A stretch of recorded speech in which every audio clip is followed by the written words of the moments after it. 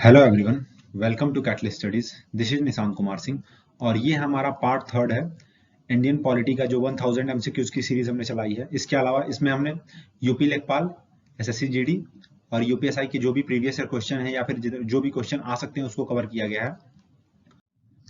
इसके अलावा हमने इंडियन हिस्ट्री, ज्योग्राफी, पॉलिटी और मोस्ट इंपॉर्टेंट उत्तर प्रदेश जो बेसिकली स्टेट एग्जाम्स होंगे, जैसे कि यूपी के एग्जाम, जो भी एग्जाम्स होंगे उसके लिए काफी इंपॉर्टेंट होगा क्योंकि यूपी के जितने भी क्वेश्चंस आ सकते हैं उसको इसमें कवर किया जा रहा है। ठीक है। और इसके अलावा आप हमसे इंस्टाग्राम के कैटलिस्ट स्टडी की पेज से भी जुड़ सकते हैं, जिसका लिंक मैं आपको डिस्क्रिप्शन में दे दूंगा, और टेलीग्राम के पेज से भी जुड़ सकते हैं, इसका भी लिंक मैं आपको डिस्क्रिप्शन में दे दूंगा। इसके अलावा जितने भी वीडियोस आ चुके हैं उसके भी लिंक आपको डिस्क्रिप्शन में मतलब दे दिए जाएंगे, जिसको आप जाके चेक कर सकते हैं। तो चलिए स्टार्ट करते हैं आज के वीडियो को। Which one of the following has a power to initiate the motion of the impeachment of the president? देखिए, impeachment का मतलब होता है महाभियोग, महाभियोग। ठीक है। और इसको किस आर्टिकल में लिखा गया है? आर्टिकल 61। तो क्वेश्चन ये कह रहा है कि इम्पीचमेंट ऑफ प्रेसिडेंट, जो महाभियोग चलाया जाता है प्रेसिडेंट पे, और ये किस एक ही कारणवश चलाया जाता है? वायलेशन ऑफ कॉन्स्टिट्यूशन के केस में। ठीक है। लेकिन वायलेशन क्या है ये कहीं भी कॉन्स्टिट्यूशन में लिखा गया नहीं कि किस टाइप का वायलेशन। ठीक है, इस चीज को आप ध्यान रखेंगे। तो क्वेश्चन कहने का मतलब है कि motion of the impeachment of president मतलब कहां से स्टार्ट होता है। तो वो देखिए, इसका आंसर होगा both house of the parliament. किसी भी हाउस से हो सकता है, चाहे वो लोकसभा हो चाहे वो राज्यसभा हो, किसी भी हाउस से हो सकता है। अगर राज्यसभा की बात करें, लोकसभा की बात करें अगर मान लीजिए, तो लोकसभा किस आर्टिकल में? आर्टिकल 81। एंड राज्यसभा है article 80। Speaker of the Lok Sabha का अगर बात करें तो स्पीकर ऑफ द लोकसभा किसी भी ऑर्डिनरी बिल को अगर साइन कर देता है, मतलब इसके साइन के बाद ही एक ऑर्डिनरी बिल मनी बिल बनता है। मनी बिल, क्योंकि मनी बिल का जिक्र है 110 आर्टिकल, तो इस चीज को ध्यान रखेंगे। अब थोड़ा सा इम्पीचमेंट ऑफ प्रेसिडेंट समझ लेते हैं। ठीक है। पहले तो एक चीज, इसको बोथ द हाउसेस के द्वारा चलाया जा सकता है, बोथ द हाउसेस। देन इसको किसी भी हाउस से 1/4 की मेजॉरिटी के साथ स्टार्ट किया जा सकता है, और ये 14 दिनों के लिए, 14 डेज के लिए प्रेसिडेंट के पास जाता है, जिसपे प्रेसिडेंट अपना एडवाइस जो भी अपना देना रहता है वो देता है। अगर वो नहीं देता तो फिर से रिटर्न जिस हाउस से, या फिर लोकसभा या फिर राज्यसभा, मान लीजिए लोकसभा से होता, देखिए पास होता है दोनों, किसी भी हाउस से हो सकता है, लेकिन मैं आपको समझाने के लिए बता रहा हूं। अगर मान लीजिए लोकसभा से बिल को पास किया गया तो वो लोकसभा में 14 दिन बाद आ जाएगा, और उसके बाद 2/3 की मेजोरिटी के साथ ये फिर राज्यसभा जाएगा। ठीक है। और राज्यसभा में भी 2/3 की मेजोरिटी के साथ पास होने के बाद प्रेसिडेंट के ऊपर महाभियोग चलाया जाएगा। तो इस चीज को आप ध्यान रखेंगे। ठीक। तो और 2/3 मेजोरिटी को हम बोलते हैं स्पेशल मेजोरिटी। स्पेशल मेजोरिटी, तो इस चीज को आप ध्यान रखेंगे। मैंने आपको थोड़ा इसका समझा दिया। ये कोई भी चीजों को आपको एकदम सिंपल लैंग्वेज में समझाई जाएंगी, जो जिसकी वजह से आपको मतलब चीजें समझ में आ जाएं आसानी से। Which of the following commissions and committees were related to the reorganization of the states? देखिए, रीऑर्गेनाइजेशन ऑफ स्टेट की अगर बात करें तो वो कौन कौन से कमीशन हैं या कमिटीज हैं? तो इसका आंसर होगा 134। वो कैसे? देखिए, अगर हम बात करें जैसे कि धर कमीशन हुआ, जेपीवी कमीशन हुआ और फैजल अली कमीशन हुआ। ठीक है। तो उसकी अगर हम जैसे थोड़ा सा समझ लेते हैं, जैसे अगर पहले करें बात धर कमीशन की अगर बात करें इन 1948, देखिए एस के धर इसके हेड बनाए गए, जिसके नाम पे ये कमीशन का नाम है। एस के धर मतलब ये कमीशन बना किस लिए था? एक कमीशन का काम था कि लैंग्वेज बेसिस पे, लिंग्विस्टिक बेसिस पे मतलब स्टेट बन सकते हैं या नहीं, इसकी समीक्षा करना। ठीक है। तो इन्होंने ये बोला कि बस लैंग्वेज की बेसिस पे स्टेट का फॉर्मेशन नहीं हो सकता। बेसिकली इन्होंने डिक्लाइन कर दिया कि नहीं बन सकता। ठीक है, पहली चीज। अगर दूसरे कमीशन की बात करें, जैसे जेवीपी कमीशन, इसका मतलब क्या हुआ? जवाहरलाल नेहरू वल्लभ भाई पटेल, वी का मतलब और पी का मतलब पटाभी सीतारामैया। ये भी उसी साल आया 1948 में। और इसको भी ये देखना, इसका भी मतलब काम था कि समीक्षा करना कि लैंग्वेज बेसिस से बनेगा कि नहीं। इस कमीशन ने भी सेम चीज बोली कि on the basis of language state का फॉर्मेशन नहीं हो सकता। और भी सारी चीजें जैसे कि एडमिनिस्ट्रेशन हो गया, यूनिटी ऑफ द स्टेट हो गया, वेलफेयर, तो ये सारी चीजों को देखते हुए भी चलना है। तो इसके बाद काफी सारे मतलब और भी ज्यादा मतलब विद्रोह बढ़ने लगे, जिसकी वजह से आंध्र प्रदेश में एक फेमस लीडर हुआ करते थे, पुट्टू श्री मुल्ले, एक ये फेमस फ्रीडम फाइटर भी थे। इन्होंने आमरण अनशन कर दिया, फास्ट अनटू डेथ, जिसमें इनकी 64 डेज के बाद डेथ हो गई। उसके बाद और भी ज्यादा मतलब बवाल होने लगे, जिसको देखते हुए ऑन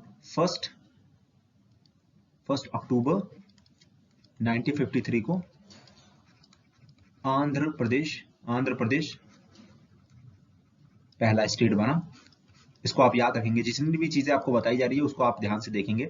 और उसका लैंग्वेज क्या था, मतलब लैंग्वेज क्या था, तेलुगु, और कैपिटल बनाया गया कुर्नूल। ठीक है, अगर हम बात करें, जैसे कि मैं इसको थोड़ा मिटा देता हूं, अगर हम बात करें जैसे कि फैजल अली कमीशन की, तो फैजल अली कमीशन हमारा, एक सेकेंड, फैजल अली कमीशन हमारा 1953 में आया। और इसका भी सेम रीजन था कि लैंग्वेज के बेसिस पे बन सकता है कि नहीं। तो उन्होंने कमीशन में अगर बात करें तो फैजल अली जो थे, फैजल अली ये इसके चेयरपर्सन थे। इसमें और भी लिखते जैसे के.एम. पनिक्कू और पन्नीरू, ये भी दो लोग थे, और इसके चेयरपर्सन फैजल अली थे। तो इन्होंने ये बोला कि बस लैंग्वेज पे बेसिस है, इन्होंने स्टेट बनाने की डिवीजन 4 पार्ट में कर दी। देखिए वो पार्ट है जैसे कि एक तो लिंग्विस्टिक बेसिस, एक एडमिनिस्ट्रेटिव बेसिस, एक unity of state, and fourth is welfare of state. तो ये 4 बेसिस दिया कि इस मतलब हिसाब से स्टेट का फॉर्मेशन होगा, जिसके बाद स्टेट रीऑर्गेनाइजेशन एक्ट बना इन 1956। तो इस चीज को आप ध्यान रखेंगे। तो इसका आंसर होगा आपका 1, 2, 3 जो भी था, 1, 2, 3 फैजल अली कमीशन, जेवीपी और Dhar commission. Which of the following statement is are correct, इसमें से कौन सा स्टेटमेंट करेक्ट है। देखिए, preamble provides for the basic structure, बिल्कुल प्रीएम्बल हमारा बेसिक स्ट्रक्चर प्रोवाइड करता है। प्रीएम्बल इज अमेंडेबल, बिल्कुल, कब हुआ था, एक ही बार अमेंड हुआ है इन 1976, 42nd अमेंडमेंट एक्ट, जिसमें हमने 3 वर्ड्स जोड़े थे, सोशलिस्ट, सेक्युलर एंड इंटीग्रिटी। ठीक है, जिसकी वजह से इसको मिनी कॉन्स्टिट्यूशन भी बोला जाता है, मतलब इस अमेंडमेंट को। और प्रीएम्बल को और क्या बोला जाता है, soul of constitution. The preamble provides the date of adaptation, अब बिल्कुल प्रोवाइड करता है प्रीएम्बल। डेट कब था, 26 नवंबर 1949 को एडॉप्टेशन का डेट भी है। तो इसका आंसर होगा ABC तीनों। तो इस चीज को आप ध्यान रखेंगे। Directive principle of state policy was taken from which country, DSPS को हमने किस कंट्री से लिया है। तो जैसे पहले यूएसए की बात करते हैं, तो यूएसए से हमने क्या लिया है, fundamental rights, most important, judicial review, impeachment of president. इसके अलावा अगर बात करें तो प्रीएम्बल, ये सारी चीजें हमने यूएसए से ली। ऑस्ट्रेलिया से अगर बात करें, commerce, trade, joint sitting of parliament के कौन से आर्टिकल में, 108। तो ये हमने ऑस्ट्रेलिया से लिया है, joint sitting of the parliament. इसके अलावा अगर बात करें ब्रिटेन, तो ब्रिटेन से हमने लिया है काफी सारी चीजें ली है, जैसे कि bicameral legislature, bicameralism, then अगर बात करें writs, parliamentary government, parliamentary government, ठीक है। तो काफी सारी चीजें हमने ली है। ऑफिस ऑफ गवर्नर भी लिया है, तो इस चीज को आप ध्यान रखेंगे। इसके अलावा इसका आंसर जो होगा वो होगा आयरलैंड। डीएसपीएस हमने आयरलैंड से लिया है, तो इसका आंसर होगा Ireland. Which principle among the following was the added to directive principle of the state policy by the 42nd amendment? देखिए 42nd amendment हमने आपको अभी बताया 1976 में हुआ, इसको मिनी कॉन्स्टिट्यूशन बोलते हैं, मिनी कॉन्स्टिट्यूशन। और इसमें फर्स्ट टाइम प्रियम्बल हुआ था और लास्ट टाइम भी था, एक ही बार हुआ है प्रियम्बल अमेंड हुआ था। तो ये पूछ रहा है कि डीएसपीएस में 42nd अमेंडमेंट में क्या ऐड किया गया था, तो वो किया गया था participation of workers in the management of the industries in article 43A के तहत, ठीक है। अगर डीएसपीएस में और बात करें, जैसे इंपॉर्टेंट आर्टिकल्स की बात करें, तो जैसे कि आपकी अगर डी वाला देखें securing living wages and human condition, तो ये हमारा आर्टिकल 43 है और ये हमारा 43A है, तो इसका आंसर होगा 43A, participation of worker in the management. और भी अगर बात करें, जैसे कि आर्टिकल 38 सोशल वेलफेयर बताता है, article 40 village panchayat, then article 44 universal civil code की बात करता है। देन अगर इंपॉर्टेंट आर्टिकल की और बात करें, जैसे आर्टिकल 50 की अगर बात करें, तो वो separation of judiciary from executive. तो ये सारी चीजों को आप ध्यान रखेंगे, तो इसका आंसर होगा participation of worker in the management of industries. Right to equality is given by, देखिए राइट टू इक्वालिटी की अगर बात करें तो इसमें काफी सारी मतलब आर्टिकल्स की अगर बात करें तो ये आता है आपका आर्टिकल 14 से लेके आर्टिकल 18 तक। अब ये आर्टिकल 14 से लेके 18 तक अगर बात करते हैं तो देखिए पहले ये रिजेक्ट हो गया, आर्टिकल 13 नहीं है। राइट टू इक्वालिटी में मतलब बस यही आते हैं 14 से लेके 18 तक। तो अगर आर्टिकल 14 की बात करें तो ये बात करता है equality before law and equal protection law की बात करता है। आर्टिकल समानता का अधिकार, अगर सिंपल लैंग्वेज में अगर बात करें समानता का अधिकार का बात करता है। ये सभी समानता के अधिकार की बात करते हैं, लेकिन इनको हम देख लेते हैं। देखिए आर्टिकल 15 बात करता है आप डिस्क्रिमिनेशन नहीं कर सकते हैं, भेदभाव किसी के साथ नहीं कर सकते on the basis of sex, religion, creed, birth place, ये सब चीजों के आधार पे आप किसी के साथ भेदभाव नहीं कर सकते हैं। आर्टिकल 15 ये बोलता है। अगर 16 की बात करें तो ये आपको इक्वल अपॉर्चुनिटीज मिलेंगी इन एम्प्लॉयमेंट, मतलब किसी भी नौकरी में या किसी भी चीज में आपको इक्वल अपॉर्चुनिटी मिलेगी, भेदभाव आपके साथ नहीं किया जाएगा। आप किसी भी रिलीजन के हो, सेक्स के हो, क्रीड के हो, बर्थ प्लेस के अधिकार पर नहीं किया जाएगा। तो इसके अगर आंसर की बात करें तो वो होगा आपका 2, 3, 4, ठीक है 2, 3, 4। अगर हम और भी आर्टिकल जैसे कि 2 छूट गए राइट टू इक्वालिटी में, article 17 and article 18।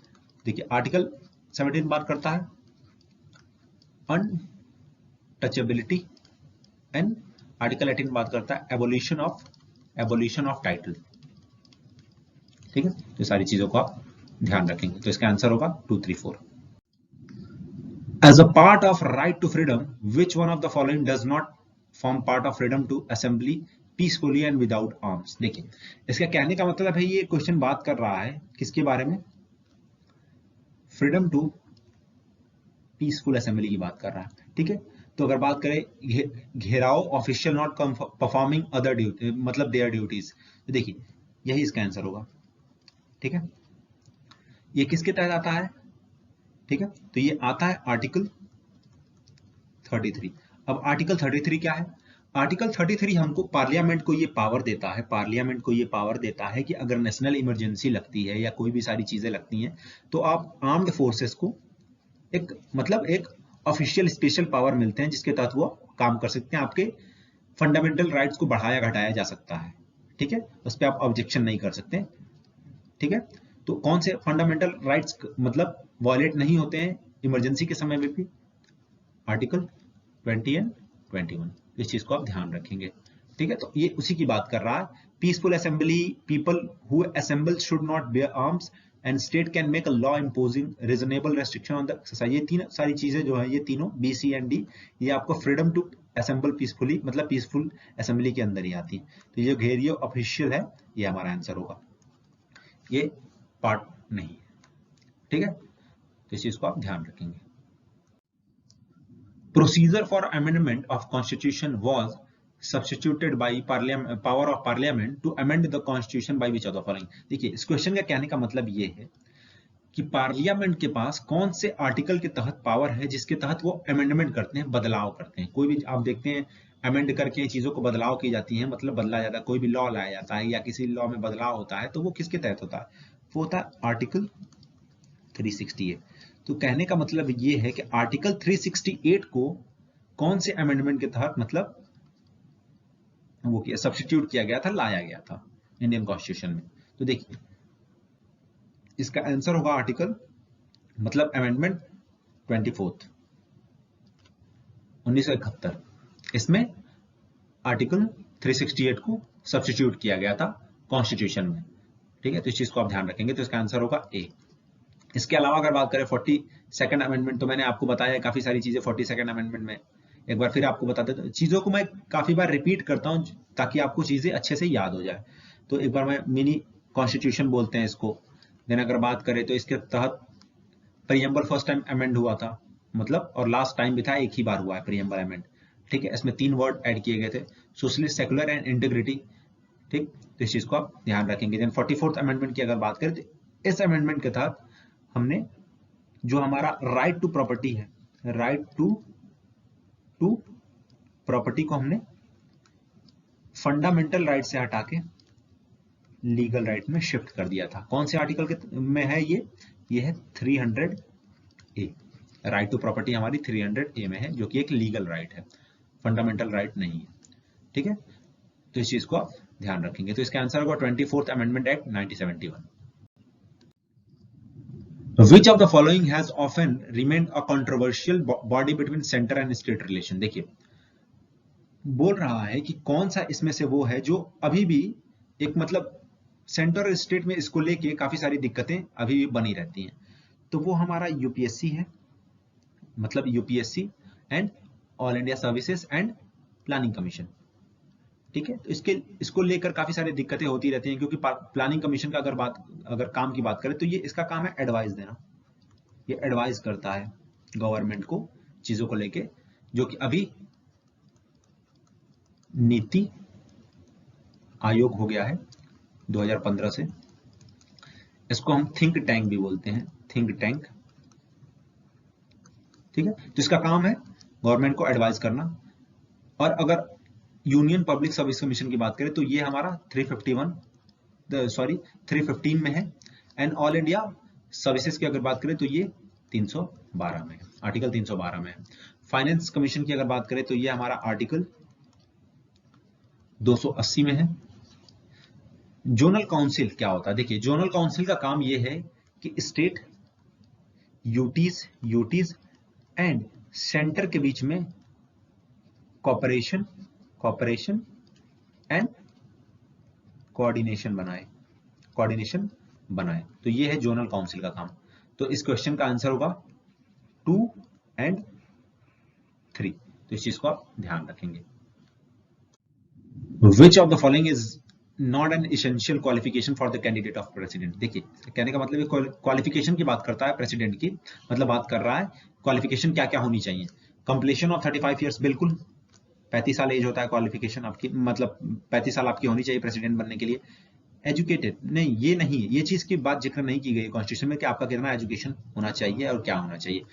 Qualified for the election as a member of house of, बिल्कुल आपको मेंबर होना पड़ेगा लोकसभा का, ठीक, सिटीजन आपको होना पड़ेगा। और एक चीज आपको बता दूं, आप किसी भी मतलब प्रॉफिट ऑफ ऑफिस को होल्ड नहीं किया रखते आप, मतलब कि आप अगर प्रेसिडेंट के लिए क्वालिफाई हो, मतलब क्वालिफिकेशन ये है कि आप किसी भी सरकारी जॉब या कोई भी आप सरकारी का मतलब जो भी है उसको आप फायदा मतलब सरकारी जॉब नहीं कर सकते हैं। गवर्नमेंट की कोई भी प्रॉफिट को आप ले नहीं सकते हैं, ठीक है। तो इस चीज को आप ध्यान रखेंगे। तो इसका आंसर होगा एजुकेटेड, ये नहीं है, ठीक। विच of the following is incorrect about the powers of the president of India. देखिए अगर बात करें पावर्स क्या क्या है प्रेसिडेंट के, प्रेसिडेंट ऑफ इंडिया के, the president should accept the advice of supreme court, ठीक है। Emergency powers, power extension of president rule in state, on power can accept और रिजेक्ट एडवाइस, बिल्कुल। तो इसका आंसर होगा 1। कैसे, देखिए प्रेसिडेंट के पास मतलब ये पावर होती है कि वो सुप्रीम कोर्ट से कंसल्ट कर सकता है। देखिए कंसल्ट करना और एडवाइस एक्सेप्ट करना, ये दोनों चीजों में काफी अंतर है।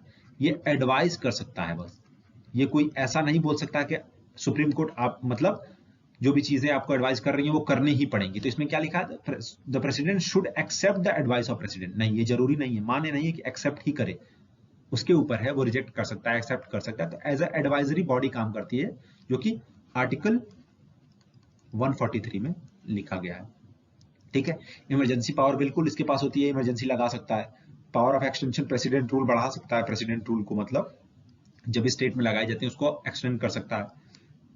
प्रेसिडेंट कैन एक्सेप्ट और रिजेक्ट द एडवाइस, बिल्कुल यही मैं बात कर रहा था कि 43 के तहत ये बोला गया कि एक्सेप्ट और रिजेक्ट कर सकता है, क्योंकि कंसल्ट करता है, वो चीजों को समझता है, पूछता है, एज अ ओपिनियन आप उसको बता सकते हैं प्रेसिडेंट को। ऐसा आप बाध्य नहीं है कि आपकी जो भी आप चीजों को बताएं उसको वो इंप्लीमेंट ही करे। तो इस चीज को आप ध्यान रखेंगे। तो इसका आंसर होता है president should accept the advice of the supreme court. In which of the following cases the Supreme Court limited the power of Parliament to amend the Constitution for the first time? देखिए अगर हम बात करें पहले तो कौन सा, इसका आंसर होगा पार्ट बी, सेकेंड ऑप्शन। ये कब आया था? इन 1971। देखिए ये केस क्या था, Golaknath versus state of Punjab. ये एक लैंड एक्विजिशन का केस था, एक्विजिशन का केस था ये। इसमें यह था कि जो गवर्नमेंट थी उन्होंने बिल पास करके, पार्लियामेंट मतलब, और उन्होंने गोलकनाथ के पास काफी सारी जमीनें थी, जिसमें से इन्होंने बोला कि हम आपकी इतनी जमीनों को लेंगे, वो सरकार के कुछ वेलफेयर काम के लिए, मतलब भी अच्छे काम के लिए ही, चाहे वो स्कूल बनाना हो, कोई भी चीज के लिए, लेकिन इन्होंने बोला कि हम आपके पास काफी जमीन है, हमको ये चाहिए, चाहे हम इसको लेंगे। तो इन्होंने क्या किया कि इन्होंने मतलब स्टेट ऑफ पंजाब पे केस कर दिया, किसके तहत? राइट टू प्रॉपर्टी, ठीक है। उस समय राइट टू प्रॉपर्टी एक फंडामेंटल राइट हुआ करती थी, इस चीज को आप ध्यान रखेंगे। फंडामेंटल राइट थी जिसका वायलेशन नहीं हो सकता, ठीक है। वायलेशन, फंडामेंटल राइट का आप वायलेशन नहीं कर सकते, ये बेसिक स्ट्रक्चर है कॉन्स्टिट्यूशन की, ठीक। तो गोलकनाथ ने केस कर दिया, जिसके बाद ये जीत गए। सुप्रीम कोर्ट ने ये बोला कि आप बेसिक स्ट्रक्चर को छेड़ नहीं सकते, राइट उनका अधिकार है, वो राइट टू प्रॉपर्टी है, वो उनका फंडामेंटल राइट है। तो इसमें स्टेट ऑफ जो पंजाब था वो मतलब हार गया और गोलकनाथ जीत गए। तो इस क्वेश्चन का आंसर होगा गोलकनाथ वैसे स्टेट ऑफ पंजाब। और भी जैसे बात करें, ये काफी इंपॉर्टेंट है, केशवानंद भारती केस वैसे स्टेट ऑफ केरला। ये एक केरला के महंत थे ये। सेम केस हुआ, इनका भी लैंड एक्विजिशन का केस था, स्टेट ऑफ केरला इनकी जमीनें लेना चाहती थी, जिसके लिए इन्होंने भी केस कर दिया, किस पे? स्टेट ऑफ केरला पे। और सेम चीज भी बोली कि आप, ये हमारा राइट टू प्रॉपर्टी है और ये एक हमारा फंडामेंटल राइट है, जिसे आप वायलेट या ले नहीं सकते मेरी इजाजत के बगैर। तो फिर ये चीज निकल के आई इसके बाद, इसमें ये जीत गए, लेकिन एक चीज निकल के आई इसमें कि अगर सबके पास सभी जमीनें अगर किसी न किसी के नाम ही पे हैं, अगर सभी अपनी जमीनों को होल्ड किए रहेगा तो फिर विकास कैसे होगा, नई नई चीजें कैसे बनेंगी। तो इसके बाद सुप्रीम कोर्ट ने ये बोल दिया कि बेसिक स्ट्रक्चर को आप नहीं छेड़ सकते, सेम चीज बोली। लेकिन सुप्रीम कोर्ट ने इसमें ये भी बोला कि लीगल राइट को, मतलब सॉरी, जो आपका राइट टू प्रॉपर्टी है, राइट टू प्रॉपर्टी जो है उसको उन्होंने फंडामेंटल राइट से निकाल के लीगल राइट में शिफ्ट कर दिया कि ये एक लीगल राइट होगा, जो कि आर्टिकल 300 ए में है, ठीक है। तो इसके बाद ये एक लीगल राइट है, फंडामेंटल राइट नहीं रहा, ठीक है। तो इस चीज को आप ध्यान रखेंगे। मिनर्वा मिल्क केस भी आपका 1980 में हुआ, ये भी एक बेसिक स्ट्रक्चर के वायलेशन के लिए एक केस था जो कि 1980 में हुआ, ठीक है। तो इस चीज को आप ध्यान रखेंगे। तो इसका आंसर होगा Golaknath versus state of Punjab, ठीक। तो ये था हमारा आज का वीडियो। अगर आपको वीडियो अच्छा लगा है तो please like, share and subscribe कर दें चैनल को। इसके साथ साथ आप हमसे कैटलिस्ट स्टडी के इंस्टा पेज से भी जुड़ सकते हैं, और साथ ही में आप हमसे टेलीग्राम पे भी जुड़ सकते हैं, जिसका लिंक मैं आपको डिस्क्रिप्शन में दे दूंगा। Thanks for the watching video.